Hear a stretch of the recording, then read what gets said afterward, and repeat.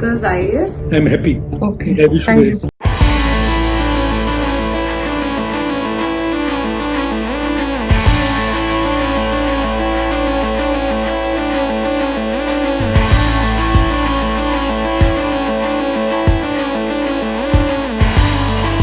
Hi, I would really like to thank Mr. D.P. Agarwal sir for helping me and guiding me in the interview stage.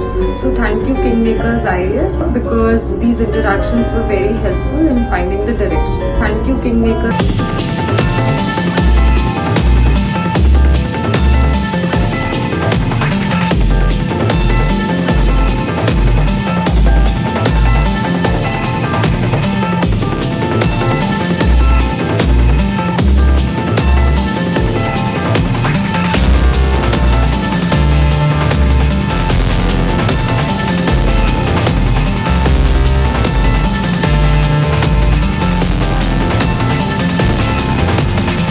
அனைவருக்கும் வணக்கம். தேசம் காக்கும் நேச பணிகள் என்கிற இந்த இணைய நிகழ்விற்கு உங்கள் அனைவரையும் வரவேற்கிறேன். கரோனா காலத்தில் ஆக்சிஜனுக்கான தட்டுப்பாடு அதிகப்பட்ட பொழுது ஆக்சிஜனுக்கான முக்கியத்துவம் எல்லோருக்கும் புரிந்தது. ஹெக்டேர் கணக்கில் பறந்து விரிந்திருக்கிற காடுகள் இயற்கையான ஆக்சிஜன் தொழிற்சாலைகளாக இருக்கின்றன. காடுகளை காப்பதும் காட்டுயிரை காப்பதும் ஒவ்வொரு தேசத்தின் கடமையாகவே இருக்கிறது. நம்முடைய தமிழ் சமூகத்திலும் ஒரு தேசத்தின் நுரையீரல் பிரதேசமாக இருக்கக்கூடிய காடுகளினுடைய முக்கியத்துவம் அதிகமாக உணரப்பட்டு வருகிறது. காடும் சார்ந்த பகுதிகளையும் முல்லை நிலம் என்று நமது தமிழ் சமூகம் குறிப்பிட்டு அதை தொடர்ந்து பயன்படுத்தி வருகிறது. முல்லைக்கு தேர் கொடுத்தார் பாரி, மயிலுக்கு போர்வை போர்த்தினார் பேகன் என்று கடையேழு வள்ளல்களை பற்றி நாம் பள்ளிக்கூடத்தில் படித்திருக்கிறோம். பாரியின் அல்லது பேகனுடைய அவருடைய இரக்கத்தை மட்டும் இந்த செயல்கள் பேசுவதில்லை. முல்லை கொடியை வளர்த்ததின் மூலம் காடுகளை வளர்க்க வேண்டும் என்கிற செய்தியை நமது முன்னோர்கள் விதைத்திருக்கிறார்கள். மயிலுக்கு போர்வை போர்த்தியதன் மூலம் காட்டுயிர்களை பேணி காக்க வேண்டும் என்கிற செய்தியை பசுமரத்தானியாய் நமக்கு பதிய வைக்க நமது முன்னோர்கள் முயற்சி செய்திருக்கிறார்கள். அந்த வழியில் இந்தியன் ஃபாரஸ்ட் சர்வீஸ், இந்திய வனப்பணி அதிகாரிகள் பல தளங்களில் களமாடி வருகிறார்கள். காடு வளர்ப்பிலும் காட்டுயிர் காப்பதிலும் பழங்குடியினர் மக்களினுடைய நலன், பிறகு காடுகளில் நிகழ்கிற சட்டவிரோத செயல்களை தடுப்பது என்று பல நிலைகளில் களமாடி வருகிற இந்திய வனப்பணி அதிகாரிகள் அவர்களுடைய பணிகள் என்னென்ன, அவர்களுக்கு இருக்கக்கூடிய பங்களிப்பு வாய்ப்புகள் என்னென்ன, இந்திய வனப்பணி அதிகாரியாக பணியில் சேர தேர்வு முறைகள் என்னென்ன, அதற்கான ஆலோசனைகள் என்ன, இவைகளை பற்றி தான் நாம் இந்த கலந்துரையாடலில் பார்க்க இருக்கிறோம். கலந்துரையாடலின் இறுதி பகுதியில் கேள்வி பதில் பகுதி உண்டு. பார்வையாளர்கள் உங்களுக்கான வினாக்கள், கேள்விகள், சந்தேகங்கள் இருந்தால் அவைகளை நீங்கள் பதிவு செய்து கொள்ளலாம். நிகழ்ச்சியினுடைய முடிவில் உங்களுடைய ஐயங்களுக்கு, சந்தேகங்களுக்கு பதில் அளிக்கப்படும்.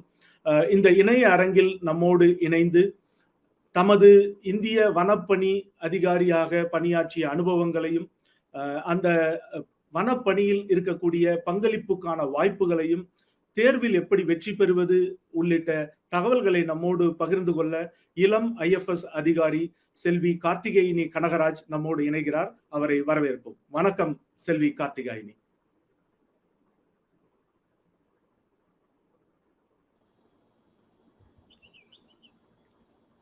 வணக்கம் சார்.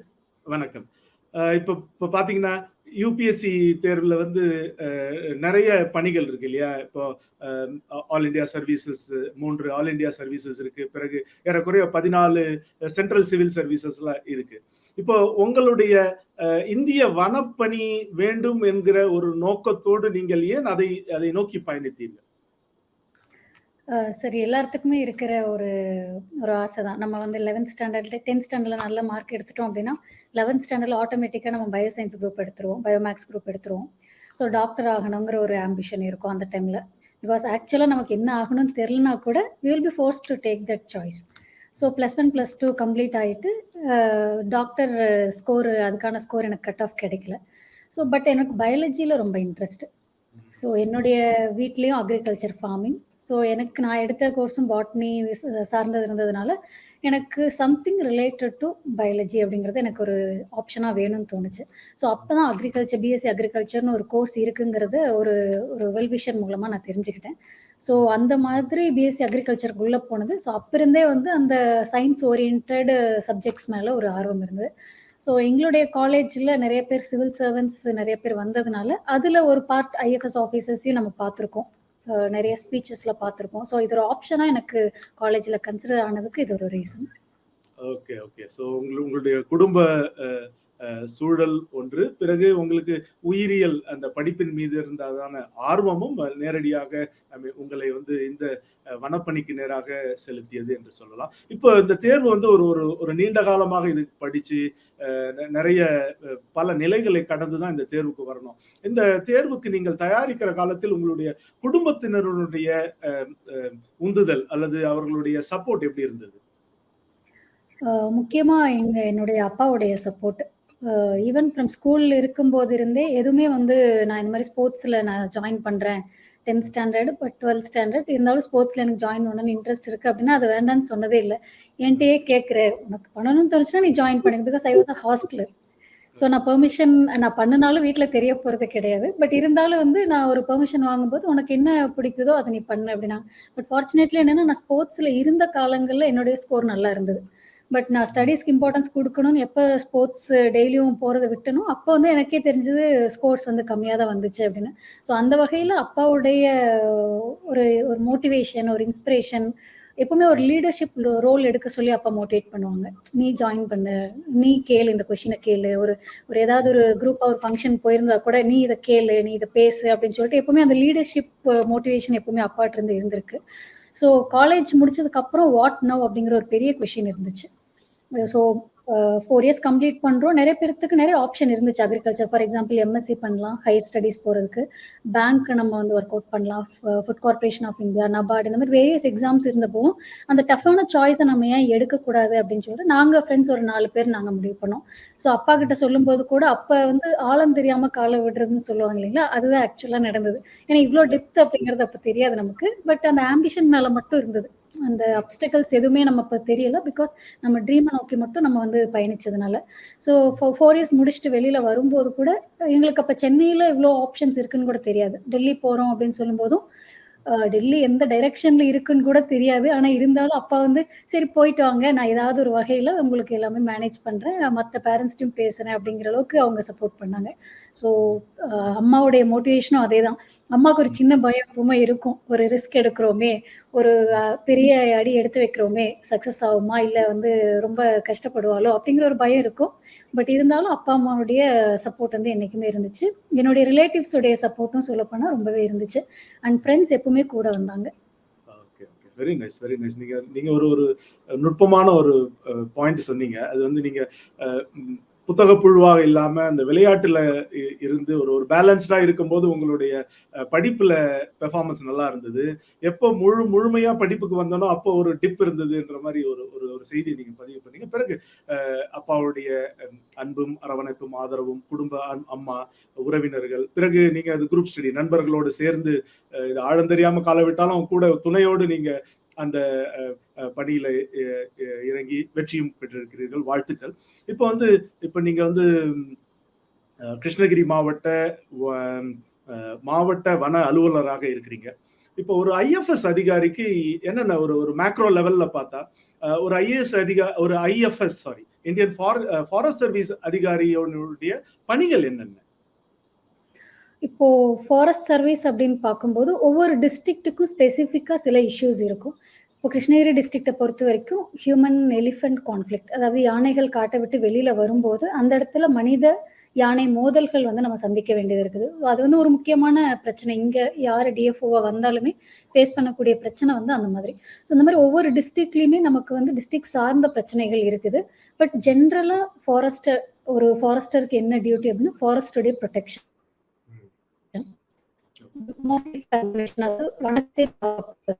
வன மேம்பாட்டை அதிகரிப்பது. அதாவது ஃபாரஸ்டுக்குள்ள ஒரு நல்ல மேனேஜ், நல்ல ஹேபிடேட் இருக்கும்போது தான் வன விலங்குகள் வெளியில வராம இருக்கும். ஸோ அதனால ஃபாரஸ்ட்டுக்கு உள்ள நம்ம வந்து நம்மளுடைய ஆக்டிவிட்டிஸ் அதிகமாக இருக்கும். அவுட் சைட் ஃபாரஸ்ட் ஏரியா ஒரு டிஸ்ட்ரிக்ட் ஃபாரஸ்ட் ஆஃபீஸருடைய ரோல் வந்து ரொம்ப கம்மி. மேபி ஒரு சோஷியல் ஃபாரஸ்ட்ரி ஆங்கிள் ஒரு அவென்யூ பிளான்டிங், நேஷனல் ஹைவேஸ்ல ஒரு அவென்யூ பிளான்டிங், இல்லை அவுட் சைட் ஃபார்மர்ஸ்க்கு ஒரு நம்ம பிளான்டேஷன் ஆப்பர்ச்சுனிட்டிஸ், அக்ரோ ஃபாரஸ்ட்ரி அந்த மாதிரி கொடுக்குறோம். அப்படி வரும்போது நம்மளுடைய ரோல் வந்து அவுட் சைட் ஃபாரஸ்ட் இருக்கு. பட் ஃபாரஸ்ட்டுக்குள்ளதான் வந்து ஒரு ஃபாரஸ்ட் ஆஃபீஸருடைய ரோல் அதிகமாக இருக்கு. கன்சர்வேஷன், ப்ரொடெக்ஷன், வன விலங்குகளை ப்ரொடெக்ட் பண்றது, வனத்தில் இருக்கிற ட்ரீஸ். ஏன்னா வைல்டு லைஃப் அப்படிங்கும்போது ஃப்ளோராவையும் சொல்லுவோம், நம்ம ஃபானாவையும் சொல்லுவோம். வைல்டு லைஃப் அப்படின்னாலே எல்லாருமே அனிமல்ஸ் மட்டும் அப்படின்னு ஒரு ஒரு திங்கிங் இருக்கு. பட் ஃப்ளோரா ஃபானா ரெண்டுமே, அதில் இருக்க ட்ரீஸ் வந்து எக்கனாமிக்கலி வேல்யூபிள் ட்ரீஸுங்கிறது வந்து நம்ம வெளியில மார்க்கெட் வேல்யூ எப்படிங்கிறத பொறுத்து. பட் ஃபாரஸ்ட்டுக்குள்ள எல்லாமே வேல்யூபிள் தான். Everything is economically valuable for forest because it provides various ecosystem services, water, food, clean air எல்லாமே. ஸோ அதனால ஃபாரஸ்ட்டில் இருக்கிற ஃபாரஸ்ட்டு பெட்டராக மேனேஜ் பண்ணுறது ஒரு ஃபாரஸ்ட் ஆஃபீஸருடைய டியூட்டி. இன்கேஸ் ஃபாரஸ்ட்டுக்குள்ளே ஒரு இன்வேசிவ் ஸ்பீசிஸ், அதாவது அயல்நாட்டு செடிகள் இருக்குது அப்படின்னா, இப்போ ப்ரோசோஃபிஸ், லண்டானா கேமரா, உன்னிச்செடின்னு சொல்லுவோம். ஸோ அதெல்லாம் இருக்கும்போது ஃபாரஸ்ட் வந்து அதனுடைய அதனுடைய ஒரிஜினாலிட்டியை லாஸ் பண்ணிகிட்டே வரும்.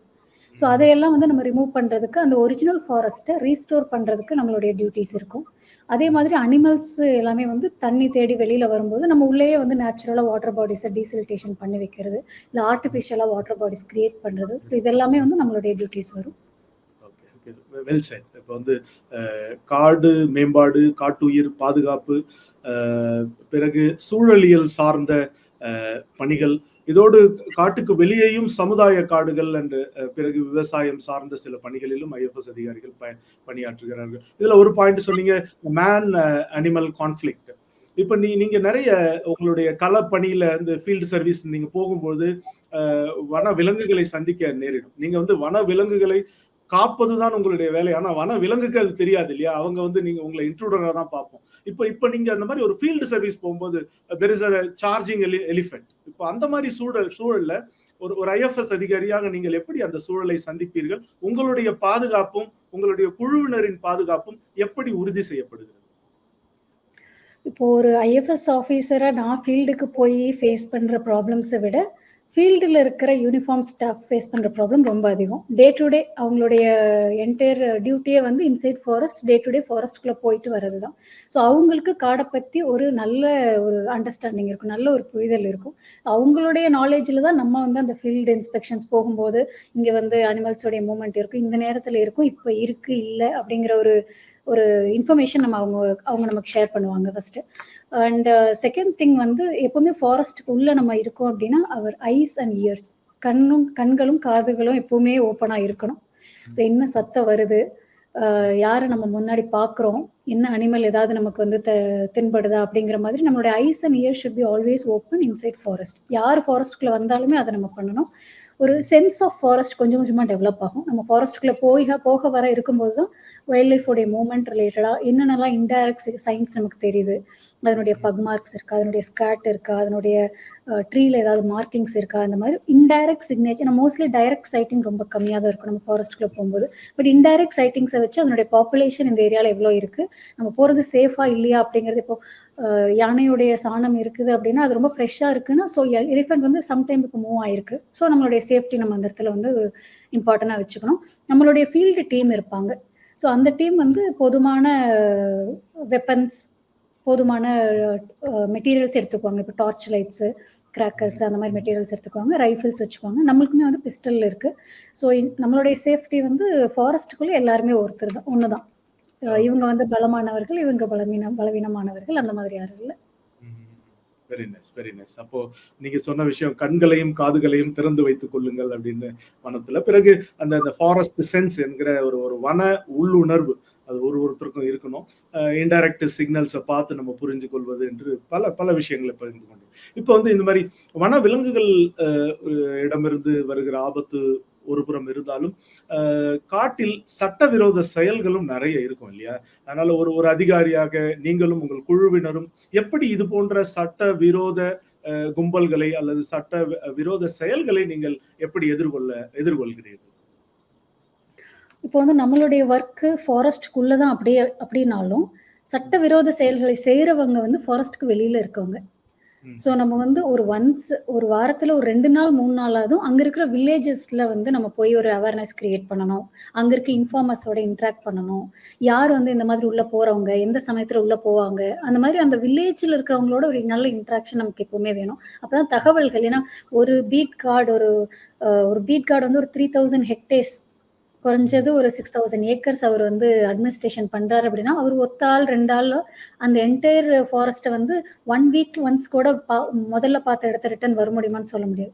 So it's only mostly based on the informations from the villages. அந்த இன்ஃபார்மர்ஸ வந்து நம்ம ரெகுலரா டச்ல இருந்துட்டு அவங்க கிட்ட இருந்து இன்ஃபர்மேஷன வாங்கிட்டு, நம்ம அதுக்கேத்த மாதிரி நம்மளுடைய பேட்ரோலிங் டீம மொபிலைஸ் பண்ணணும். ஸோ இப்போ சாட்டர்டே, சண்டே ரொம்ப வல்னரபிளான டேஸ். ஸோ சில ஃபெஸ்டிவல் டைம்ஸ் ரொம்ப வல்னரபிளான டேஸ். இந்த டைம்ல உள்ள போறதுக்கு வாய்ப்பு இருக்கு, வேட்டைக்கு போறதுக்கு வாய்ப்பு இருக்கு அப்படிங்கும்போது, அந்த டைம்ல நம்ம ஸ்பெஷல் டீம்ஸ் போடுவோம். ஃபெஸ்டிவல் பேட்ரோலிங்னு போடுவோம், வீக்கெண்ட் பேட்ரோலிங்னு போடுவோம். ஸோ அந்த மாதிரி போட்டு நம்ம மொபிலைஸ் பண்ணுவோம். நீங்க சொன்ன மாதிரி இப்போ இந்த இடத்துல பார்த்தோம் அப்படின்னா, துப்பாக்கி இல்லீகல் கன்ஸ் நாட்டு துப்பாக்கிகள், கள்ள துப்பாக்கிகள் ரொம்ப அதிகம். அதனால ஃபாரஸ்ட்டுக்குள்ள நம்ம போகும்போது எதிரில ஒருத்தர் அந்த நாட்டு துப்பாக்கியோட வராரு அப்படின்னா, நம்மளுடைய உயிர் வந்து அந்த இடத்துல ஒரு ஒரு பிரச்சனைக்குரிய விஷயமா ஆயிருது. நம்மளுடைய சேஃப்டி அந்த இடத்துல காம்ப்ரமைஸ் ஆயிடும். ஸோ அதனால நம்ம கொஞ்சம் ஸ்மார்ட் ஒர்க் பண்ணணும்.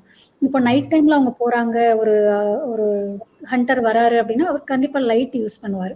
ஸோ ஒரு ஹைட்டான ஒரு இடத்துல இருந்து நியரஸ்ட் இப்போ இந்த ஏரியாவை நம்ம பேட்ரோல் பண்ண போறோம்னா அந்த ஏரியாவில் நியரஸ்ட் ஹைட்டான லொகேஷன்ல இருந்து நம்ம பார்ப்போம். ஸோ அந்த இடத்துல ஒரு லைட், டார்ச் லைட் வெளிச்சம் இருக்கு அப்படின்னா அவருடைய எக்ஸிட் எந்த இடத்துல இருக்க வாய்ப்பு இருக்கு. ஸோ எப்படி போனா அவரை வந்து நம்மளுடைய சேஃப்டி காம்ப்ரமைஸ் பண்ணாம கேப்சர் பண்ண முடியும். அந்த மாதிரி சில ஃபீல்டுல இருக்கிறவங்ககிட்ட இருந்து தெரிஞ்சுக்கிட்ட விஷயங்கள் தான் இதெல்லாம். ஏன்னா நீங்க கேட்ட அதே கேள்வியை ஃபர்ஸ்ட் ஃபீல்டுக்கு வந்தோடனே நான் கேட்டேன். ஏன்னா யானை உள்ள இருக்கு, ஹண்டர்ஸ் நிறைய பேர் உள்ள இருப்பாங்க, கண்ட்ரி கன்ஸ் வச்சிருப்பாங்க. உங்களுடைய சேஃப்டி நீங்க எப்படி வந்து ப்ரொடெக்ட் பண்ணிக்கிறீங்க அப்படிங்கும்போது இந்த மாதிரி ஒரு ஸ்மார்ட் ஒர்க். ஏன்னா இப்போ நம்ம வந்து பேட்ரோலிங் பண்றோம், வில்லேஜஸ்ட்டு போய் நைட்டு இந்த மாதிரி கேட்குறோம். அங்கே ஒரு டார்ச் லைட் எங்களுக்கு தெரிஞ்சிச்சு, சம்மன் இந்த வில்லேஜ்ல இருந்து யார் ஒருத்தர் போயிருக்கிறாங்க, நீங்க எங்களுக்கு தகவல் கண்டிப்பா சொல்லி தான் ஆகணும். ஏன்னா நம்மளும் அவங்களோட நிறைய விதத்துல இன்ட்ராக்ஷன், ஃபாரஸ்ட்டுக்கு வெளியில மரம் நட்டு கொடுக்கறது, அதெல்லாமே வந்து நம்ம அவங்களோட ஒரு நல்ல இணக்கத்தை உருவாக்குறதுக்காக சில விஷயங்கள் பண்ணியிருக்கிறோம். ஸோ அவங்களுக்கு ஏதாவது சிறு தொழில்கள் செஞ்சு கொடுக்கறது, அங்க இருக்க மலைவாழ் மக்களுக்கு லைவ்லிஹுட் இம்ப்ரூவ்மெண்ட்டுக்காக, வாழ்வியலுக்காக நம்ம நிறைய விஷயங்கள் பண்ணி கொடுத்துருக்கோம். ஸோ இதெல்லாமே ஜாயிண்டா ஃபாரஸ்ட்டை மேனேஜ் பண்ணலாம் வாங்க அப்படின்னு ஒரு கூப்பிடுறதுக்கான ஒரு எக்ஸ்சேஞ்ச் ஆஃப் டீல் அப்படின்னு வச்சுக்கலாம். Okay, okay. Very nice, very nice. இப்போ உங்களுக்கும் காவல்துறை மாதிரி சட்ட ரீதியாக நடவடிக்கை எடுக்கக்கூடிய அதிகாரம் எல்லாம் இருக்கு இல்லையா? இந்த மாதிரி நம்ம ரிமாண்ட் பண்ணலாம், காம்பவுண்டிங் ஃபைன் பண்ணலாம். So district forest officer is empowered to சில குற்றங்களை வந்து நம்ம காம்பவுண்டிங் பண்ணலாம். சில ரொம்ப சிவியரான குற்றங்கள் வந்து நம்ம ரிமாண்ட் பண்ணலாம். ஸோ நமக்கு வந்து என்ஃபோர்ஸ்மெண்ட் பவர் இருக்கு. சரிங்க. இப்போ வந்து ஒருத்தர் ஏதாவது ஒரு தொழில இருந்து விலகி இருந்தாருன்னா அவங்கள பார்க்கும்போது கேட்பாங்க, என்ன வனவாசம் போயிட்டீங்களா அப்படின்னு கேட்பாங்க. இப்போ ஒரு எழுத்தாளர் தொடர்ந்து எழுதிக்கிட்டே இருந்தார், இடையில எழுதல அப்படின்னா, என்ன சார் வனவாசத்துல இருந்தீங்களா அப்படின்னு கேட்பாங்க. ஆனா இப்போ ஒரு வன பணியில ஒரு இந்திய வன அதிகாரியாக தனது மகனோ மகளோ காட்டில் பணி புரிவதை இப்போ நான் அவங்களுடைய பெற்றோர் எப்படி பார்ப்பாங்கன்னு ஒரு யோசித்து பார்க்குறேன். என்னடா அது நல்லா வளர்த்துருக்கோம், நல்லா படிக்க வச்சிருக்கோம், இவங்களை ஃபாரஸ்ட் ஆஃபீஸரா காட்டுக்கு அனுப்பணுமா, நிறைய காடு மலை தாண்டி அவங்க நிறைய பயணிக்க வேண்டியதா இருக்கும், ஆபத்துகள் இருக்கு.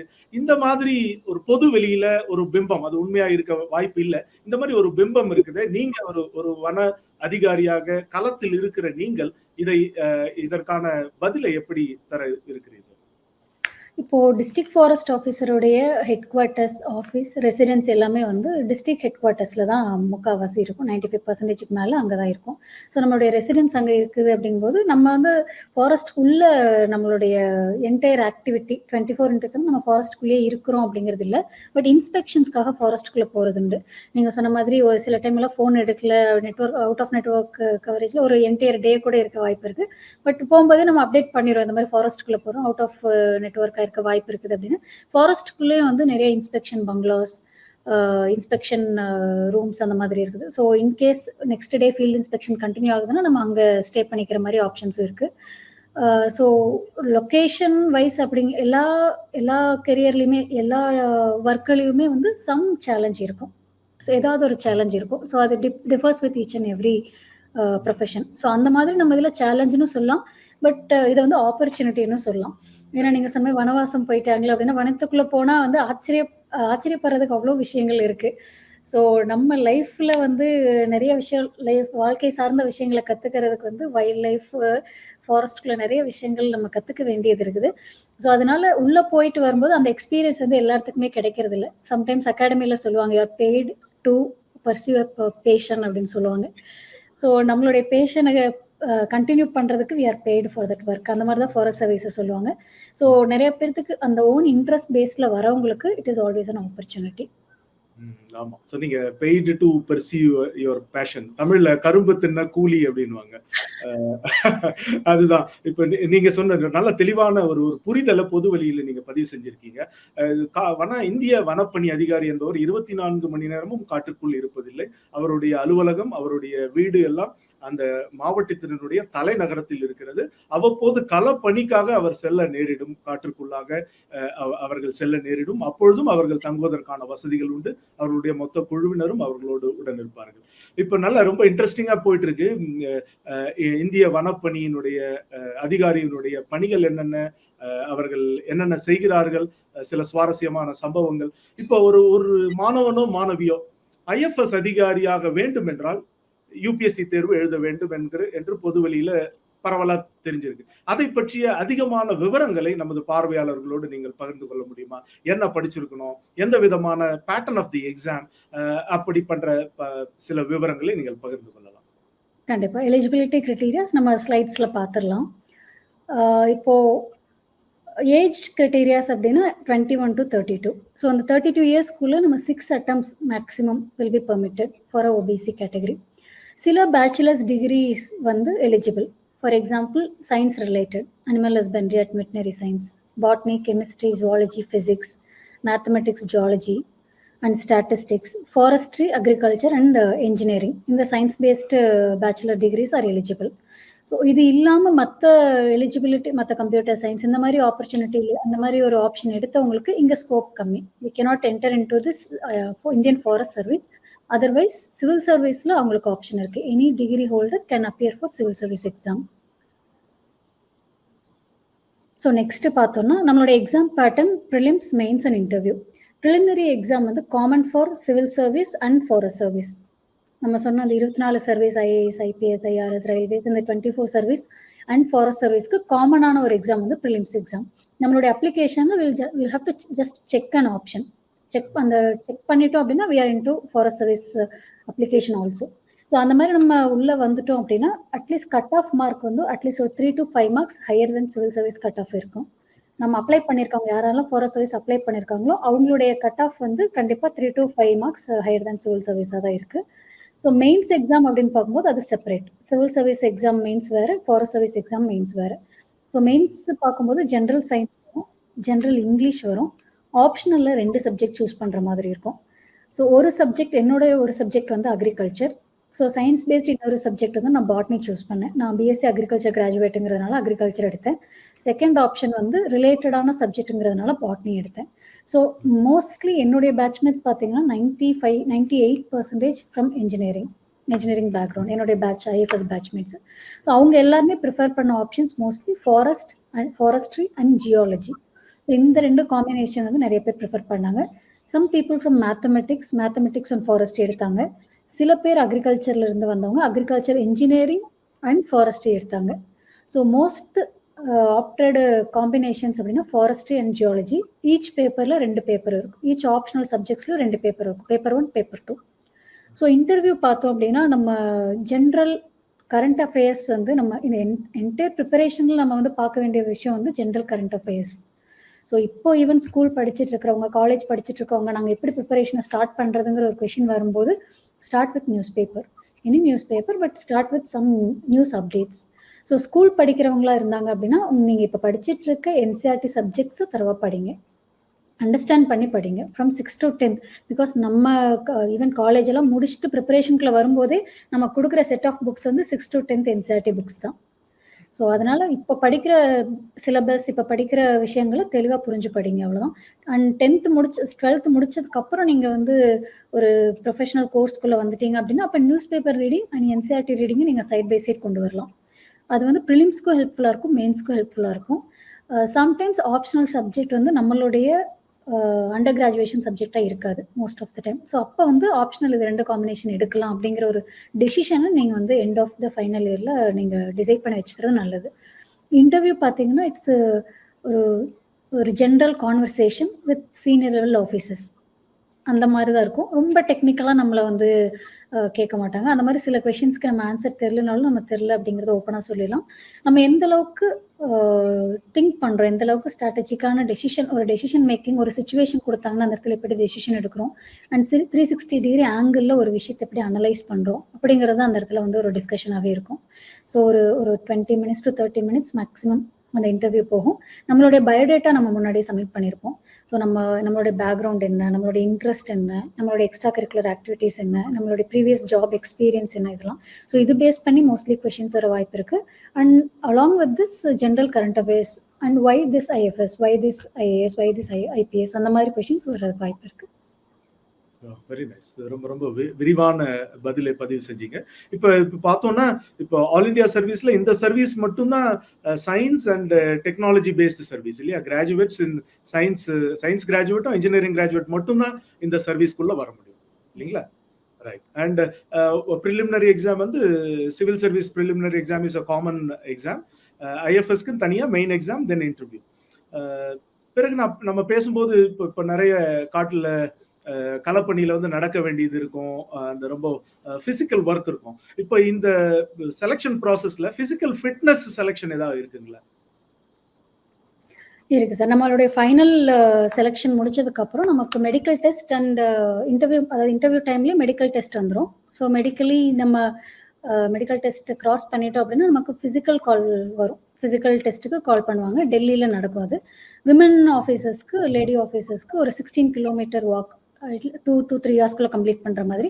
அதே வந்து ஜென்ரல் அண்ட் ஆஃபீஸர்ஸ்க்கு ஒரு 25 kilometre walk R run anything அந்த டைமுக்குள்ளே நம்ம கம்ப்ளீட் பண்ணுற மாதிரி இருக்கும். அந்த டெஸ்ட்டை கண்டிப்பாக கம்ப்ளீட் பண்ணாதான் நம்மளோட இண்டக்ஷன் ட்ரைனிங்க்குள்ளே போக முடியும். சரி, இது இன்டர்வியூ முடிஞ்சு மெடிக்கல் டெஸ்ட் முடிஞ்ச பிறகு இந்த physical test, physical fitness, even result, final ரிசல்ட்டுக்கு அப்புறம் தான் நமக்கு வந்து பிசிக்கல் டெஸ்ட் வரும். ஓகே ஓகே, சரிங்க சரி. இப்போ வந்து இது நம்ம பேசுனது வந்து டைரக்ட் ரெக்ரூட்மெண்ட் இல்லையா? IFS direct recruitment. சில இதுல இளநிலை அதிகாரிகள் அண்ட் அவர்கள் கூட பதவி உயர்வு பெற்று இந்த நிலைக்கு வர முடியும் என்ற ஒரு செய்தி இருக்கிறது. அதை பற்றி எந்தெந்த நிலையில் இருக்கக்கூடிய அதிகாரிகள், எந்த தேர்வின் மூலமாக அவர்கள் இளநிலை அதிகாரியாக வனத்துறையில் பணியாற்றி எத்தனை ஆண்டுகளுக்கு பிறகு தோராயமாக அவர்களால் இப்படி ஐஎஃப்எஸ் நிலைக்கு உயர முடியும்? இப்போ தமிழ்நாடு டிஎன்பிஎஸ்சி குரூப் 1 எக்ஸாம் மூலமா assistant conservator of forest, so அவங்க ரெக்ரூட் ஆகுறாங்க. ஸோ அவங்க ஃபீல்டுக்கு வந்ததுக்கப்புறம் same similar kind of training, ஐஎஃப்எஸ்க்கு எந்த மாதிரி ட்ரைனிங் இருக்கும் அதே மாதிரி ட்ரைனிங் தான் அசிஸ்டன்ட் கன்சர்வேட்டர் ஆஃப் ஃபாரஸ்ட்க்கு இருக்கும். பட் வேறு அகாடமியில் இருக்கும். Field trainings and course, regular trainings எல்லாமே அவங்களுக்கு அந்த மாதிரி தான் இருக்கும். அவங்களுமே ஃபீல்டில் வந்ததுக்கப்புறம் தே ஹேவ் ஒரு 7-8 years சர்வ் பண்ணதுக்கப்புறம், ஒரு அசிஸ்டன்ட் கன்சர்வேட்டராக இருந்ததுக்கப்புறம் அவங்களுக்கு வந்து டெபுட்டி கன்சர்வேட்டர் ஆஃப் ஃபாரஸ்ட், அதாவது ஐஎஃப்எஸ் கேடர் நம்ம வந்து கன்ஃபர்மெண்ட் வரும். ஸோ அப்படி வரும்போது நம்மளுடைய ப்ரொமோஷனல் ஆஸ்பெக்ட்ஸ் எப்படி இருக்கும் அப்படின்னா, டெபுட்டி கன்சர்வேட்டர் ஆஃப் ஃபாரஸ்ட் அப்படிங்கிறது ரேங்க், இப்போ டிஸ்ட்ரிக்ட் ஃபாரஸ்ட் ஆஃபீஸருங்கிறது போஸ்ட். இப்போ நான் ஹோல்டு பண்ணியிருக்க ரேங்க் வந்து டெபுட்டி கன்சர்வேட்டர் ஆஃப் ஃபாரஸ்ட். என்னுடைய நெக்ஸ்ட் ப்ரொமோஷன் வந்து கன்சர்வேட்டர் ஆஃப் ஃபாரஸ்ட். அட்லீஸ்ட் ஒரு 10-12 yearsக்கு அப்புறம் தான் நம்ம வந்து minimum conservator of forest, next chief conservator of forest, எல்லாமே 4-5 years ஒரு 7-8 years அந்த கேப்பில் ப்ரொமோட் ஆகிட்டே போகும். And highest of forest service அப்படின்னு சொன்னால் principal chief conservator of forest, அதுதான் ஹையஸ்ட் ரேங்க்கு. ஸோ அதில் சீனியர் மோஸ்ட்டாக இருக்கிற ஆஃபீஸர் தான் வந்து HOD, head of department, head of forest force அப்படின்னு சொல்லுவாங்க. இப்போ ஹெட் ஆஃப் போலீஸ் ஃபோர்ஸ்னு சொல்கிற மாதிரி ஹெட் ஆஃப் ஃபாரஸ்ட் ஃபோர்ஸ் வந்து principal chief conservator of forest. So deputy conservator of ஃபாரஸ்ட்லேருந்து நம்ம principal chief conservator of forest வரைக்கும் தான் நம்மளுடைய growth in Indian forest service. But even நம்ம டெபுட்டேஷனில் வேறு டிபார்ட்மெண்ட் கூட போகலாம். ஃபார் எக்ஸாம்பிள், நீங்கள் ஏற்கனவே இன்ட்ரோடக்ஷனில் சொன்ன மாதிரி tribal affairs ministry, environment ministry அந்த மாதிரி போகிறோம். சில ஸ்டேட்ஸ் லைக் தெலுங்கானா, ஆந்திராவில் வந்து வேறு டிபார்ட்மெண்ட் லைக் அக்ரிகல்ச்சர், ஹார்டிகல்ச்சர் கொஞ்சம் ரிலேட்டடான டிபார்ட்மெண்ட்டில் கூட நம்ம டெபுடேஷன் ஆப்பர்ச்சுனிட்டிஸ் ட்ரை பண்ணலாம். சிறப்பு. இப்போ டிஎன்பிஎஸ்சி தேர்வு எழுதி வருகிற அதிகாரிகள் கூட, இளநிலை அதிகாரிகள் கூட அவர்களுடைய பதவி உயர்வின் அடிப்படையில் அவர்கள் ஐஎஃப்எஸ் அதிகாரிகளாக மாறுகிற வாய்ப்பு இருக்கிறது. இப்போ போஸ்டிங் இப்போ இது வந்து ஆல் இந்தியா சர்வீசஸ்ன்றதுனால இந்தியாவில் எந்த இடத்துல வேணாலும் அவங்களுக்கு பணியிடம் நியமிக்கப்படலாம். இப்போ வந்து எப்படி அந்த போஸ்டிங் எப்படி நம்ம இதுல டிசைட் பண்றாங்க? அண்ட் தமிழகத்துல பதவி கிடைக்க என்னென்ன வாய்ப்புகள் உண்டு? இப்போ போஸ்டிங் வந்து 2 விஷயத்த டிபெண்ட் பண்ணியிருக்கும். வேக்கன்சி அவைலபிலிட்டி, நம்மளுடைய ரேங்க். இப்போ நம்ம மெயின்ஸ் எக்ஸாம் எழுதும்போதே நம்ம இன்டர்வியூக்கு அப்ளை பண்ணும்போதே நம்ம வந்து ரேங்கிங் கொடுத்துடணும். எல்லா ஸ்டேட்ஸுக்குமே ஒரு ரேங்கிங் கொடுத்துடணும். இது எனக்கு வந்து ஃபர்ஸ்ட்டு, இது எனக்கு வந்து செகண்ட் ஆப்ஷன், இது தேர்ட் ஆப்ஷன். அந்த ஆப்ஷன் எப்படி கொடுப்போம் அப்படின்னா, என்டையர் இந்தியாவை வந்து ஒரு 5 ஜோன்ஸாக பிரிச்சிருப்பாங்க. ஸோ சவுத் ஜோனில் தமிழ்நாடு, கர்நாடகா, ஆந்திரா, கேரளா இது எல்லாமே இருக்கும். அது மாதிரி central zone, western zone and north eastern zone இந்த மாதிரி, நார்தர்ன் ஜோன் இந்த மாதிரி இருக்கும். ஸோ ஒவ்வொரு ஜோன்லையும் ஒவ்வொரு ஸ்டேட்டை நம்ம ஆப்ட் பண்ணணும். ஸோ நம்ம எல்லா ஜோன்லையும் ஒரு ஸ்டேட் ஆப்ட் பண்ணதுக்கப்புறம் ரிட்டன் திரும்ப வந்து நம்ம ஃபர்ஸ்ட் ஜோனில் திரும்ப ஒரு ஆப்ஷன் பண்ணலாம். ஸோ இப்போ தமிழ்நாட்டுக்கு அப்புறம் நான் கர்நாடகா ஆப்ட் பண்ணுறேன் அப்படின்னா that will be my 6th option. Second ஆப்ஷனை என்னால் எடுக்க முடியாது. ஸோ இது வந்து ரீசெண்டாக கொண்டு வந்து ஜோனல் சிஸ்டம், ஜோனல் கேடர் மேனேஜ்மெண்ட் சிஸ்டம். ஸோ இதில் அந்த மாதிரி இப்போ தமிழ்நாடு நான் சூஸ் பண்ணியிருக்கிறேன் அப்படின்னா எனக்கு என்னுடைய ரேங்க்குக்கு தமிழ்நாடு கிடைக்கல அப்படின்னா நெக்ஸ்ட் ஜோனில் இருக்கிற அடுத்த ஸ்டேட், நான் சூஸ் பண்ண ஸ்டேட் எனக்கு கிடைக்குதா என்னுடைய ரேங்க் பேஸ் பண்ணி தான். இப்போது ஆல் இண்டியா ரேங்க் 12th எனக்கு கிடைச்சிது. பட் ஸ்டேட் தமிழ்நாடு ஸ்டேட் லெவலில் ஃபர்ஸ்ட் ரேங்க் கிடைச்சிது. ஸோ தமிழ்நாடு ஸ்டேட்டில் ஒரு 4 வேக்கன்சி இருந்துச்சு. ஐஎஃப்எஸ்க்கு தமிழ்நாடு இன்சைடர் வேக்கன்சி இருந்தது. ஸோ அப்போ நான் தமிழ்நாடு ப்ரிஃபரன்ஸ் கொடுத்துருந்ததுனால எனக்கும் கிடைச்சிது. எனக்கு அடுத்து என்னுடைய பேட்ச்மேட் ஒருத்தர் 16th ரேங்க்கு. ஸோ அவருக்குமே தமிழ்நாடு கிடைச்சிச்சு. ஸோ வேக்கன்சி அவைலபிலிட்டியை பொறுத்து நம்பர் ஆஃப் சீட்ஸ், ஏன்னா ஒரு வருஷமும் மாறும் நம்பர் ஆஃப் சீட்ஸ். ஒரு 4 சீட்டு, ஒரு சில டைம் 2 சீட் இருக்கும், ஒரு சில டைம் 5 சீட் இருக்கும். ஸோ அந்த மாதிரி வேக்கன்சிஸை பொறுத்து, நம்மளுடைய ரேங்க் பொறுத்து, நம்மளுடைய ப்ரிஃபரன்சஸ் பொறுத்து, சில பேர் ஹோம் கேடரே வேணான்னு கூட ப்ரிஃபர் பண்ணுவாங்க. அந்த ப்ரிஃபரன்சஸ் போடும்போது நான் வந்து தமிழ்நாடு எடுக்கல, கர்நாடகா ஃபர்ஸ்ட் எடுத்துக்கிறேன், அடுத்து மகாராஷ்டிரா எடுத்துக்கிறேன், அந்த மாதிரி ஹோம் கேடர் இல்லாமல் கூட நம்மளோட ப்ரிஃபரன்ஸை பேஸ் பண்ணி நமக்கு அலாட்மெண்ட் வரும். பார்வையாளர்கள் அனைவரின் சார்பிலும் வாழ்த்துக்கள். நீங்க வந்து ஆல் இண்டியா ரேங்க் 12th ஐஎஃப்எஸ்ல தமிழக அளவில் முதல் இடத்தையும் பிடித்தவர், வாழ்த்துக்கள். இப்போ தமிழ்நாடு கேடர்ல உங்களுக்கு கிடைக்குதுன்னு வச்சுங்க, தமிழ்நாட்டுல எல்லா டிஸ்ட்ரிக்ட்லயும் பணியாற்ற வாய்ப்பு உங்களுக்கு வருமா? கண்டிப்பா தமிழ்நாட்டில் எந்த டிஸ்ட்ரிக்ட்ஸ் வேணாலும் நம்ம போஸ்டிங் கிடைக்கிறதுக்கு வாய்ப்பு இருக்கு. அதுவுமே வேக்கன்சியை பொறுத்து தான். நம்ம உள்ள வரும்போது இங்க வேக்கன்சி இருக்கும், அங்க நம்ம வந்து ட்ரெயினியா உள்ள வருவோம், நம்ம ஏசிஎஃப் ட்ரெயினியா. தென் பேஸ்ட் வந்து அவைலபிள் போஸ்டிங்ஸ் நம்ம வேக்கன்சியை பொறுத்து நமக்கு எந்த டிஸ்ட்ரிக்ட்ஸில் வேணாலும் ஒர்க் பண்ணுறதுக்கு வாய்ப்பு இருக்குது. Western Ghats, Eastern Ghats, coastal areas இந்த மாதிரி டிஃப்ரெண்ட் இதில் ஒர்க் பண்ணலாம். சரிங்க. இப்போ வந்து யூபிஎஸ்சில வந்து எக்ஸாம் பாஸ் பண்ண பிறகு எந்த விதமான பயிற்சி உங்களுக்கு, என்ன ஐஎஃப்எஸ் ட்ரைனிங் எப்படி இருக்கும், எங்கே அது அந்த பயிற்சி வழங்கப்படுகிறது? இந்தியன் ஃபாரஸ்ட் சர்வீஸ்க்கு இண்டக்ஷன் ட்ரைனிங்கிறது Indira Gandhi national forest academy டேராடூனில் நடக்குது. ஸோ அதுக்கு முன்னாடி ஒரு 3 மாதம் வந்து ஒரு ஃபவுண்டேஷனல் ட்ரைனிங். ஸோ இந்த வீடியோவில் காட்டுற அகாடமியில் தான் நாங்கள் வந்து இண்டக்ஷன் ட்ரைனிங் பண்ணோம். இதுக்கு முன்னாடி ஒரு 3 months ஃபவுண்டேஷனல் கோர்ஸ் ட்ரைனிங்னு பண்ணியிருப்போம். அது அட் வேரியஸ் லொக்கேஷன், மசூரியில் பண்ணுவாங்க, ஹைதராபாத்தில் பண்ணுவாங்க, போபாலில், இந்த மாதிரி டிஃப்ரெண்ட் அகாடமிஸில் பண்ணுவோம் நம்ம. So Indira Gandhi national forest அகாடமியை பொறுத்த வரைக்கும் இது ஃபாரஸ்ட் ரிசர்ச் இன்ஸ்டியூட் கேம்பஸில் இருக்கிற ஒரு ஐஎஃப்எஸ் ட்ரைனிங் அகாடமி. ஸோ இந்த இண்டக்ஷன் கோர்ஸ் வந்து நியர்லி ஒரு 16 months லாங் ஜேர்னி. ஸோ இந்த 16 monthsல வந்து தியரட்டிக்கல், ப்ராக்டிக்கல் ஆஸ்பெக்ட்ஸ் ரெண்டுமே வந்து ஈக்குவலி இம்பார்ட்டன்ஸ் இருக்கும். ஸோ ப்ராக்டிக்கல் ஆஸ்பெக்ட் அப்படின்னா வந்து west zone, east zone, north zone, south zone, hill zone அப்படின்னு சொல்லிட்டு எல்லா ஜோன்லையுமே வந்து ஒரு லாங் டூர் இருக்கும். ஒரு 15-20 days டூர் வந்து ஒவ்வொரு ஜோன்லையுமே இருக்கும்.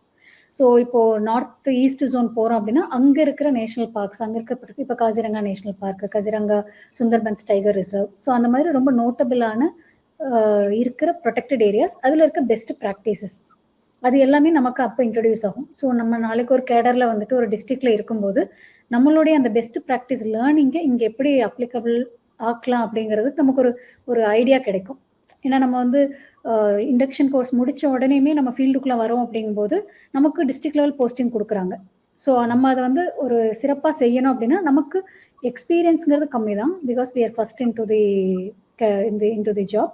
பட் நமக்கு அந்த பெஸ்ட் ப்ராக்டிசஸ் லேர்னிங், அந்த ட்ரைனிங்னால நமக்கு கிடைச்ச இன்புட்ஸு அண்ட் ப்ரிப்பரேஷன் மூலமாக நமக்கு கிடைச்ச நாலேஜ், இது எல்லாமே வச்சு தான் நம்ம அந்த டிஸ்ட்ரிக்ட் வந்து பெட்டராக அட்மினிஸ்ட்ரேஷன் பண்ண முடியும்.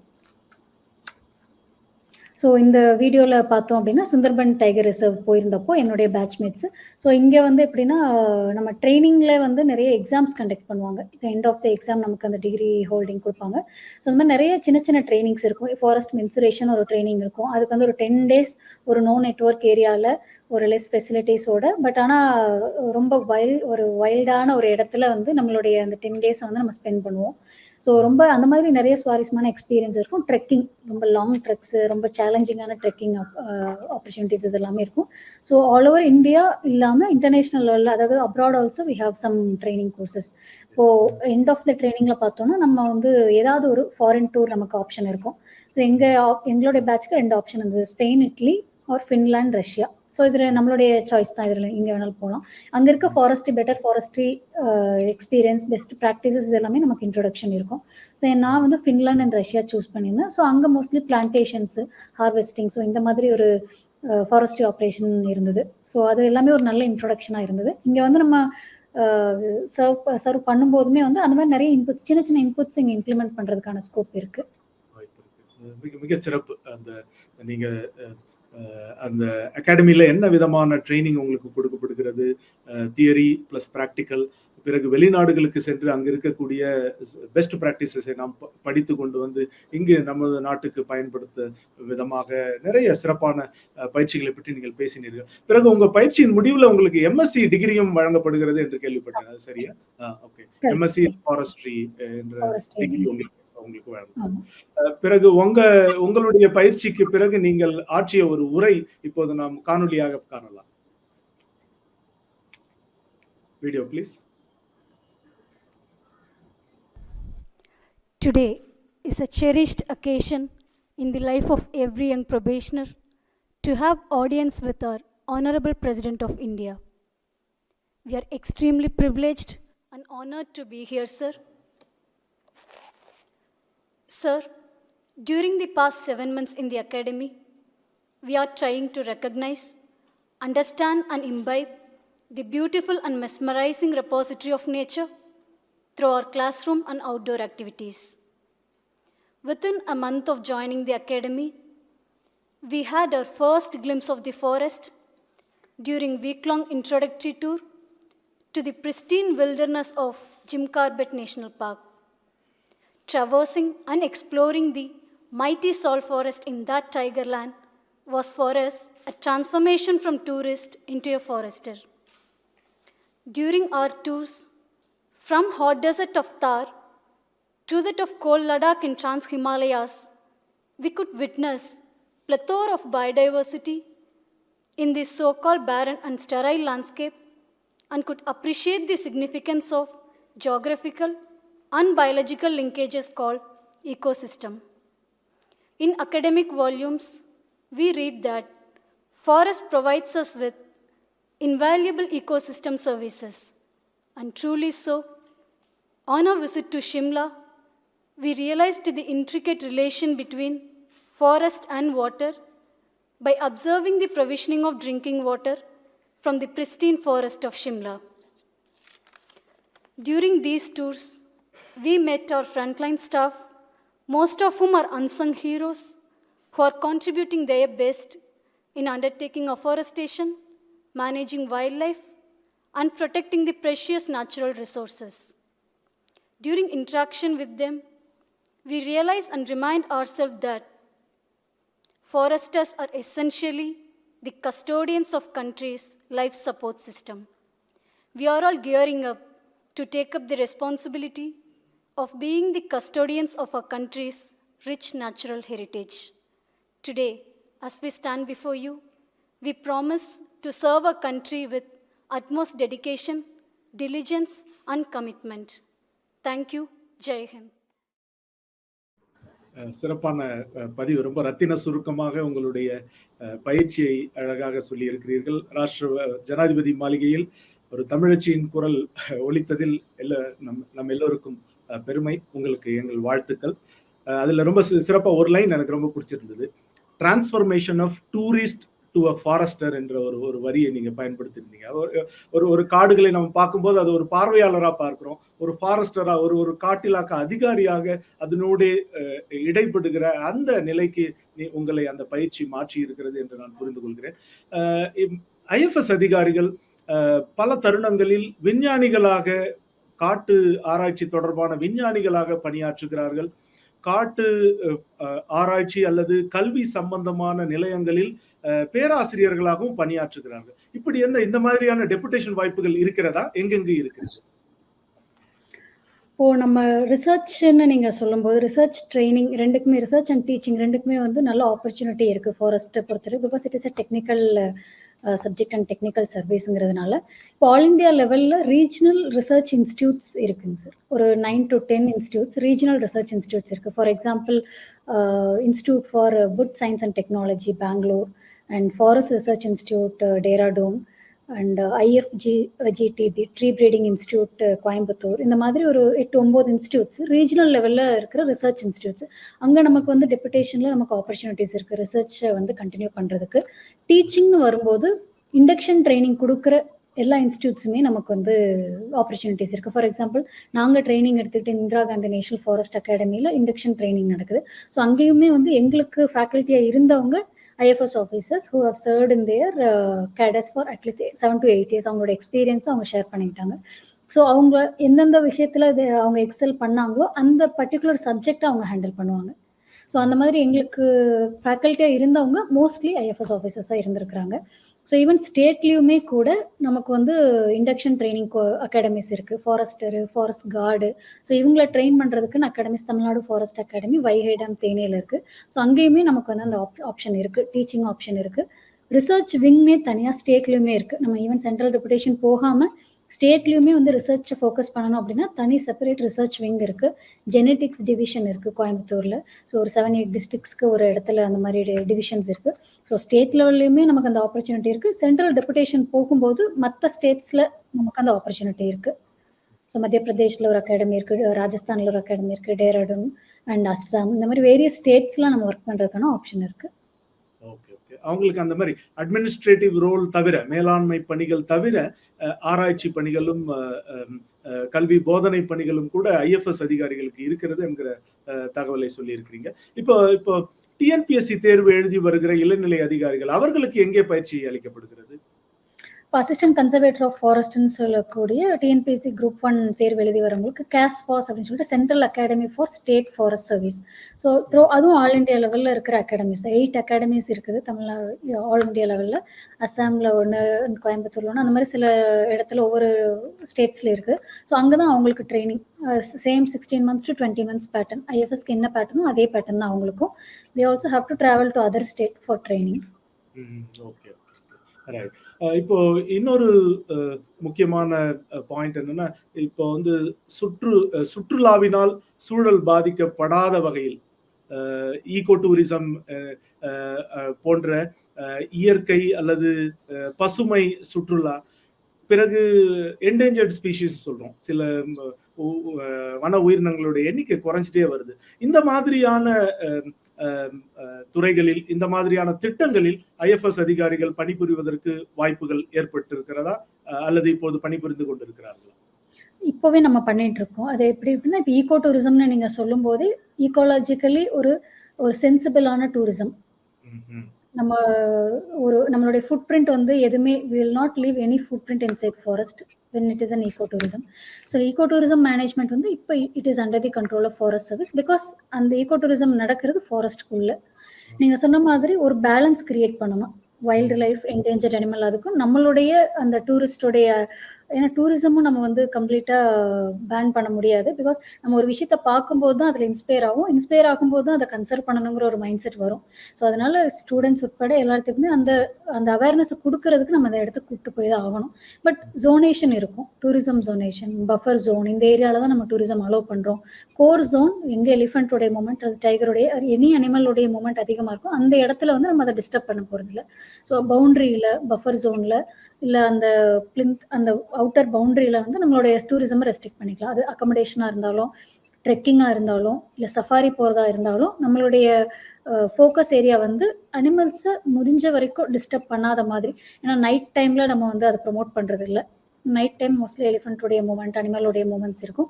ஸோ அதனால பகல் டைமில் வந்து நம்ம அந்த மாதிரி ட்ரெக்கிங்ஸ் ஆப்ஷன்ஸை கொடுக்குறது, சஃபாரி ஆப்ஷன் கொடுக்குறதெல்லாம் பண்ணிட்டு இருக்கோம். ஸோ ஈகோ டூரிசம் ஃபாரஸ்ட்டுக்குள்ளே வந்து கம்ப்ளீட்டாக நம்ம ஃபாரஸ்ட் சர்வீஸ்லேருந்து பண்ணிட்டு இருக்கோம். அண்ட் தமிழ்நாட்டில் வந்து வில்டர்னஸ் கார்பரேஷன் தனியாக ஒரு கார்பரேஷன், ஒரு கம்பெனி செட்டப் பண்ணியிருக்காங்க தமிழ்நாடு கவர்மெண்ட்லேருந்து. ஸோ அது வந்து ஸ்பெசிஃபிக்கலி ஃபார் ஈகோ டூரிசம், ஒரு ப்ராப்பர் ஈகோ டூரிசம் டிசைன் பண்ணுறதுக்கு ஒரு அட்மினிஸ்ட்ரேஷன் அங்கே எப்படி பண்ணணும் அப்படிங்கிறத ஒரு டிஃபைன் பண்ணுறதுக்கான ஒரு கார்பரேஷன். எல்லா ஸ்டேட்ஸ்லையுமே இந்த மாதிரி நம்ம பண்ணிட்டு இருக்கோம். ஏன்னா ஒரு ப்ரொடெக்டட் ஏரியா, ஒரு நேஷனல் பார்க் அப்படின்னா அதை வந்து எக்ஸ்ப்ளோர் பண்ணணும்னு எல்லா இடத்துக்குமே. இப்போ காசிரங்கா போனால் கண்டிப்பாக ரைனோஸை பார்க்கணும்னு இருக்கும், சுந்தர்பன்ஸ் போனால் டைகர் பார்க்கணும்னு எல்லா இடத்துக்கும் இருக்கும். பட் அந்தந்த வைல்ட் லைஃப் மேனேஜர்ஸ் அப்படின்னு சொல்லுவாங்க, ப்ரொடெக்டட் ஏரியா மேனேஜர்ஸ், அவங்களுக்கு ஒரு டீலினியேஷன் இருக்கும். ஸோ இந்த இடத்துல டூரிசம் ப்ரமோட் பண்ணலாம், இந்த இடத்துல வந்து நோ மேன் ஜோன் அப்படின்னு. ஸோ அந்த மாதிரி நம்ம வந்து செக்ரிகேஷன் இருக்கும்.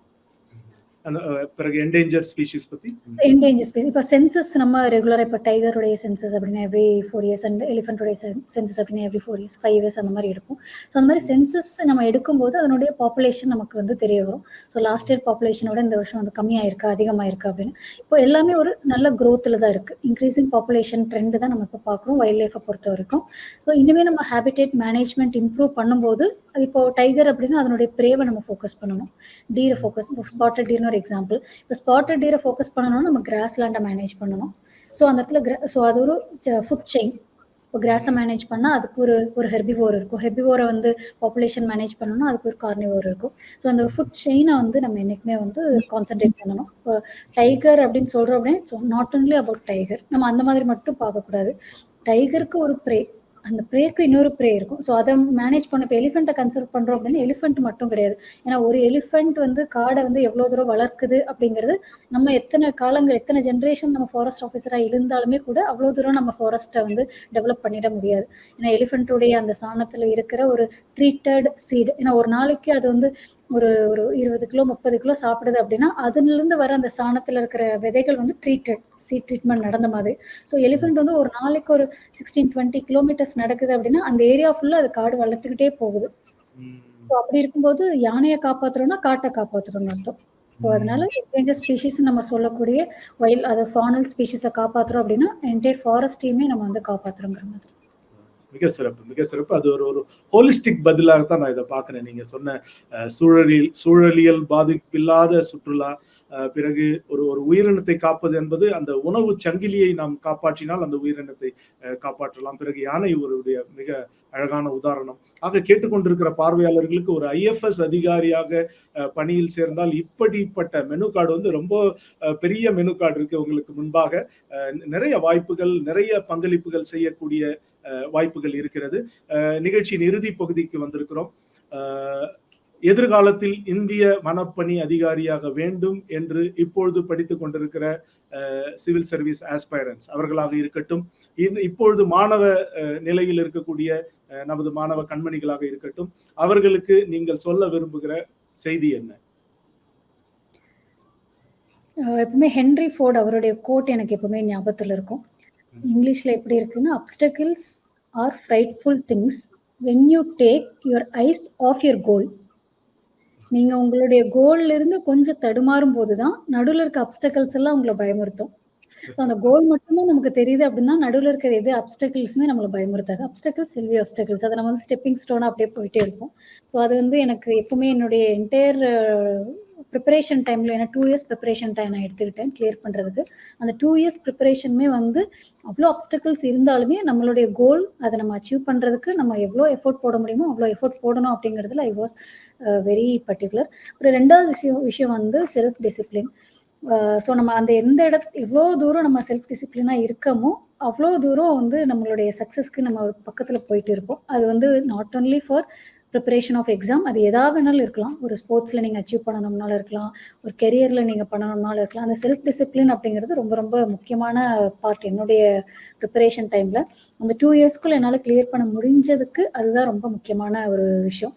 இப்போது ஈவன் ஸ்லீப் சைக்கிள் உட்பட நம்ம வந்து எவ்வளோ டைம் ஸ்டடீஸ் இல்லாமல் ஸ்பெண்ட் பண்ணுறோங்கிறது எல்லா இடத்துலையுமே வந்து ஒரு செல்ஃப் டிசிப்ளின் நம்ம வச்சுக்கிறது ரொம்ப நல்லது. அந்த இனிஷியல் பீரியட் அப்போ தான் வந்து நம்ம மேலே ஒரு கான்ஃபிடன்ஸ் வரும். அது ரொம்ப ரொம்ப இம்பார்ட்டன்ட். நம்ம மேலே ஒரு கான்ஃபிடன்ஸ் வரும். அந்த செல்ஃப் டிசிப்ளின், அந்த செல்ஃப் கண்ட்ரோல் தான் நம்ம மேலே ஒரு கான்ஃபிடன்ஸை கொடுக்கும். ஸோ அந்த கான்ஃபிடன்ஸில் தான் நம்ம மூவ் ஆகி போக முடியும் எந்த விஷயத்த பர்சியூ பண்ணணும்னாலும். Very nice, very nice. ஒரு நோக்கத்தை நோக்கியே நாம் பயணிப்பது. ஸோ அதனால பிற தடைக்கற்கள் நமக்கு தெரியாது. பிறகு அந்த செல்ஃப் டிசிப்ளின் என்கிற ஒரு ஒழுக்கம், தன் ஒழுக்கத்தை நீங்கள் சொன்னீர்கள். இப்பொழுது நாம் நிகழ்ச்சியினுடைய இறுதி பகுதியாக பார்வையாளர்களிடமிருந்து வந்திருக்கிற கேள்விகளை நாம் பார்ப்போம். Questions please. How important is the IFS officer's role in the time where climate change is being taken more seriously? How much update an officer has to handle in such situation? How you keep yourself updated, madam? Arun Gopal கேட்டிருக்கார். So climate change அப்படிங்கும்போது நம்மளுடைய தமிழ்நாடு பொறுத்த வரைக்கும் நம்மளோட மினிஸ்ட்ரியுடைய நேமே வந்து environment, forest and climate change.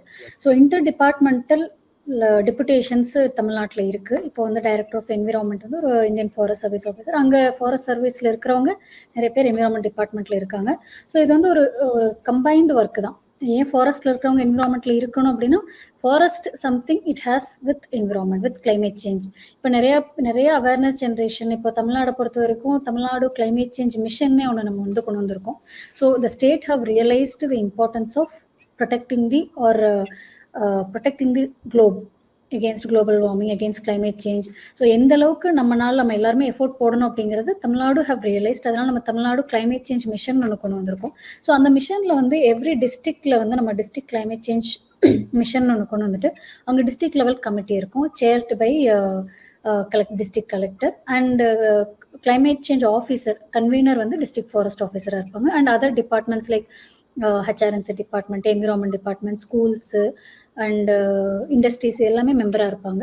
So இதனுடைய முக்கிய நோக்கம் என்ன அப்படின்னா வந்து ஒவ்வொரு டிபார்ட்மெண்ட், இப்போ ஹெச்ஆர்என்சி டிபார்ட்மெண்ட்ஸ் அப்படின்னா ஸ்மார்ட் டெம்பிள்ஸ், எஜுகேஷன் டிபார்ட்மெண்ட்னா smart schools, and rural development department அப்படிங்கும்போது ஸ்மார்ட் வில்லேஜஸ், அண்ட் இண்டஸ்ட்ரீஸும் போது ஒரு க்ரீன் இண்டஸ்ட்ரீஸ், எப்படி ஒரு கார்பன் ரீசைக்ளிங், அது எல்லாமே எந்த மாதிரி நம்ம பண்ண போகிறோம் அப்படிங்கிறத ஒரு அடாப்டேஷன் அண்ட் மிட்டிகேஷன் பிளான் நம்ம டெவலப் பண்ணிட்டு இருக்கோம். ஸோ இப்போ லாஸ்ட் இயர் 2022 தான் அந்த ஜிஓ, 2021 அந்த ஜிஓ வந்துச்சு. ஸோ ஃபர்ஸ்ட் டைம் நம்ம அதை இனிஷியேட் பண்ணியிருக்கிறோம்.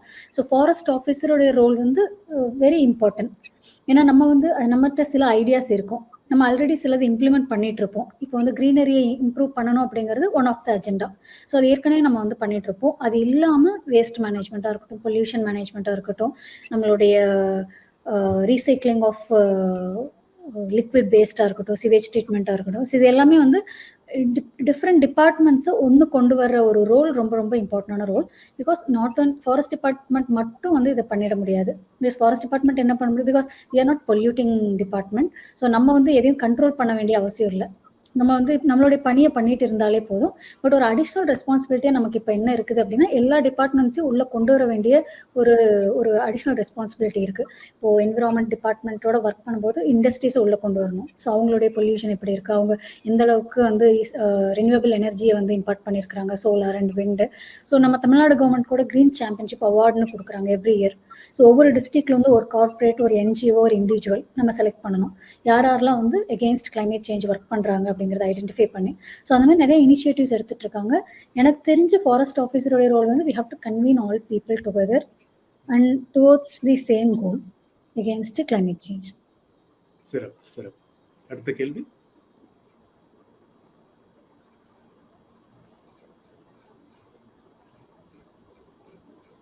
Did the state has a reception division?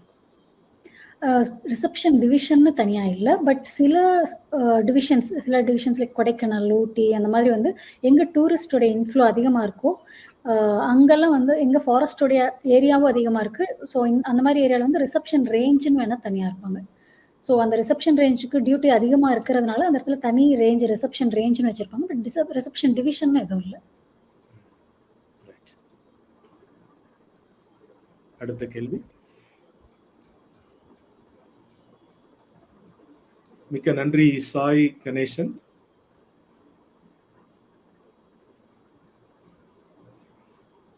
Haripriya Narasimhan, you are truly an inspiration, madam. Thank you for this session. Can you share any unforgettable moment in your line of duty? Yes. Forgettable moment. Last year ஆக்சுவலாக நம்ம இங்கே illegal country mat கன் வந்து voluntary surrender ஒரு operation start பண்ணோம்.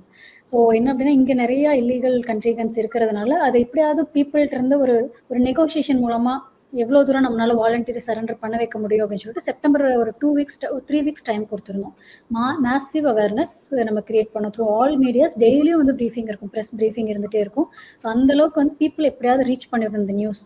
என்ன news அப்படின்னா 3 வீக்ஸ்க்குள்ளே நீங்கள் வாலண்டியராக surrender பண்ணிட்டீங்க அப்படின்னா no action will be taken against you. But அந்த 3 வீக்ஸ்க்கு அப்புறம் நம்ம ஒரு ரைடு மூலமாக ஒரு டாக் ஸ்குவாட் யூஸ் பண்ணி நம்ம கண்டுபிடிச்சோம் அப்படின்னா கண்டிப்பாக வந்து இந்த ஆக்ஷன்ஸ் எடுக்கப்படும், remand and actions prosecution actions எடுக்கப்படும் அப்படிங்கிறத நம்ம தெளிவாக சொன்னதுனால மேலி 111 number of illegal guns surrender பண்ணியிருந்தாங்க த்ரூ வேரியஸ் ஊர் தலைவர்கள் மூலமாக, பொது இடங்களில் வச்சுறது மூலமாக, நம்ம ஆஃபீஸில் வந்து தலைவர்கள் மூலமாக கொடுக்கறது. ஸோ அந்த மாதிரி ஒரு 25 days டைமில் வந்து 111 கன்ஸ் வந்து வாலண்டரி சரண்டர் பண்ணியிருந்தாங்க. அது ஒரு மேசிவ் ப்ரோக்ராமாக நம்ம பண்ணிட்டு போலீஸ்க்கு ஒப்படைச்சிருந்தோம் அந்த என்டையர் கன்ஸ்.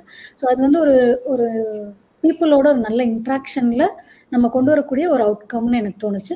பட் அதே சமயத்தில் அவங்க வந்து இந்த துப்பாக்கிகள்லாம் எதுக்காக பயன்படுத்திட்டு இருந்தாங்க அப்படின்னா அது ஒரு அல்டர்னேட்டிவுமே நம்ம யோசிக்கணும்.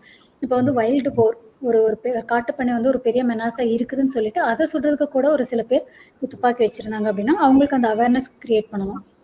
ஸோ காட்டுப்பண்ணையினால ஒரு டேமேஜ், கிராப் டேமேஜ் நடக்குதுன்னா அது காம்பன்சேஷன் நம்ம கரெக்டான டைம்ல பண்ணிட்டோம் அப்படின்னா அவங்கள்ட்ட இருந்து இன்னுமே ரெஸ்பான்ஸ் நல்லா இருக்கும். ஸோ அது வந்து ஒரு கிவ் அண்ட் டேக். உங்களுடைய பிரச்சனைக்கு நான் கொஞ்சம் சொல்யூஷன் தரேன், என்னுடைய பிரச்சனைக்கு நீங்க கொஞ்சம் சொல்யூஷன் கொடுங்க அப்படிங்கிற மாதிரி. Very nice. 111 கள்ள துப்பாக்கிகள் ஒப்படைக்கப்பட்டது மிக மிக ஒரு பாராட்டுதலுக்குரிய. Next question. Thanks for inspiring my daughter who is aspiring to become an IFS officer. Books and social handle suggestions for continuous inspiration. Nandana UTS Bharath Kumar எழுதியிருக்காரு. ஓகே. ஸோ புக்ஸ் நம்ம சொன்ன மாதிரி அவங்க என்ன ஸ்கூல் புக்ஸ் ரெஃபர் பண்ணுறாங்களோ அதுவே நல்லா படிக்க சொல்லுங்கள், புரிஞ்சு படிக்க சொல்லுங்கள். இன்ஸ்பிரேஷன் பார்த்தா உண்மையை சொல்லப்போனால் இன்ஸ்பிரேஷன் நாங்கள் எதை பார்த்தோம் ப்ரிப்பரேஷன் டைம்லனா அகாடமி வீடியோஸ் தான் பார்த்தோம். இந்திரா காந்தி நேஷனல் ஃபாரஸ்ட் அகாடமின்னு போடுவோம், ஒவ்வொரு வருஷமும் ஒவ்வொரு வீடியோ வரும். இப்போ நீங்கள் பார்த்தது என்னுடைய பேட்சோட வீடியோஸ். ஸோ அதை பார்த்தாலே நமக்கு இன்ஸ்பிரேஷன் வரும். டிஃப்ரெண்ட் பார்ட்ஸ் ஆஃப் த கண்ட்ரியில் போகிறோம், different trainings, horse ridings and swimmings சொல்லிட்டு டிஃப்ரெண்ட்டான ட்ரைனிங்ஸ் இருக்குது. ஸோ அது எல்லாமே நமக்கு ஒரு மோட்டிவேஷன், இன்ஸ்பிரேஷன் தான். நம்மளுடைய ட்ரைனிங் பீரியட் இப்படி இருக்கும், நம்மளுடைய கெரியர் இப்படி இருக்கும் அப்படிங்கிறதுக்கான ஒரு இன்ஸ்பிரேஷன். மிக்க மகிழ்ச்சி. கடந்த ஏறக்குறைய 1 மணி நேரமாக நீங்கள் நிகழ்ச்சியில் இந்த இணைய அரங்கில் பங்கேற்று பல தளங்களில் புதிய புதிய செய்திகளில் பொதுவெளியில் இதுவரை அறியப்படாத புதிய புதிய தகவல்களை, நிறைய தகவல்கள் சுவாரஸ்யமாகவும் ஆச்சரியமாக இருந்தது. பல தகவல்களை நீங்க பதிவு செய்திருக்கீங்க. ஒரு IFS அதிகாரியுடைய பணி என்பது காட்டை பாதுகாப்பது, காட்டுயிரை பாதுகாப்பது, சூழலை பாதுகாப்பது, பழங்குடியினர் நலன், பிறகு அங்கிருக்கிற சட்டவிரோத செயல்களை கட்டுப்படுத்துவது, குறைப்பது, அதற்கான சட்ட நடவடிக்கைகளை எடுப்பது, சூழலியல் சுற்றுலா, பிறகு சமுதாய காடுகள், இப்படி காடு மேலாண்மை பணிகளில் மட்டுமன்றி அவர்களால் ஆராய்ச்சி பணிகளிலும் ஈடுபட முடியும், அவர்களால் பயிற்சி பணிகளிலும் ஈடுபட முடியும். பிறகு இது ஒரு ஆல் இந்தியா, அனைத்திந்திய பணியாக இருந்தாலும் தமிழகத்திலும் பல வாய்ப்புகள் உண்டு, பல மாவட்டங்களில் வாய்ப்புகள் உண்டு என்ற நம்பிக்கையை நீங்கள் விதைத்திருக்கிறீர்கள். ஒரு வன அதிகாரியாக நீங்கள் செடியை நட வேண்டும். இப்பொழுது நீங்கள் நம்பிக்கை விதையை நம்முடைய பார்வையாளர்கள் மனதில் விதைத்திருக்கிறீர்கள். அவை 100, 60, 30 பலன் தரும் என்கிற நம்பிக்கையோடு இந்த நிகழ்ச்சியை நிறைவு செய்கிறோம். உங்களுக்கு இந்து தமிழ் திசை குடும்பத்தின் சார்பிலும் பார்வையாளர்கள் சார்பிலும் நன்றி. இந்த நிகழ்வில் முதல் 10 பார்வையாளர்களுக்கு புத்தக பரிசு என்று அறிவித்திருந்தோம். அந்த பார்வையாளர்களின் பட்டியல் நிகழ்ச்சியின் முடிந்த பிறகு உங்களுக்கு திரையில் காண்பிக்கப்படும். இந்த நிகழ்ச்சியை மிக சிறப்பாக முன்னெடுத்த இந்து தமிழ் திசை குடும்பத்திற்கும், இந்த நிகழ்வை வழங்கிய VIT சென்னை நிறுவனத்தினருக்கும், உடன் வழங்கிய கிங் மேக்கர்ஸ் IAS அகாடமி நிறுவனத்திற்கும் நன்றி பாராட்டி விடைபெறுகிறோம். நன்றி.